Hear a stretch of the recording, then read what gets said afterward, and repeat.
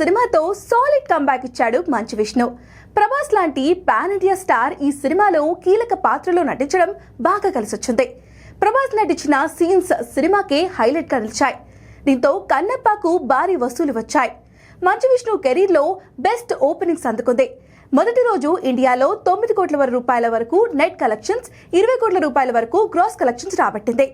అయితే సినిమాకు మంచి హిట్ టాక్ రావడంతో శని ఆదివారాల్లో వసూళ్లు మరింతగా పెరుగుతాయని అనుకున్నారు. కానీ డే 1 నుంచి డే 4 వరకు కలెక్షన్స్ డ్రాప్ అవుతూ వచ్చాయి. రెండో రోజు ఇండియాలో 7 కోట్లకు పైగా నెట్ వసూలు చేయగా మూడో రోజు 7 కోట్ల రూపాయల వరకు రాబట్టింది. మొత్తంగా తొలి 3 రోజుల్లో ఇండియా వైడ్గా 22 కోట్లకు పైగా నెట్ రాబట్టిందని అంటున్నారు. ఇక ఏ సినిమా తీసుకున్నా సరే సోమవారం ప్రతి సినిమాకు కలెక్షన్ డ్రాప్ గట్టిగానే ఉంటుంది. కన్నప్ప కూడా అదే జరిగింది. 4వ రోజు అంటే మండే నాడు ఇండియాలో 2.5 కోట్ల రూపాయల నెట్ వసూలు మాత్రమే రాబట్టినట్లు ట్రేడ్ వర్గాలు వెల్లడించాయి. దీంతో ఇండియాలో తొలి 4 రోజుల్లో 25 కోట్లకు పైగా నెట్ వసూలు చేయగా ఓవర్సీస్ లో 4 కోట్ల రూపాయల వసూలు చేసినట్లు సమాచారం.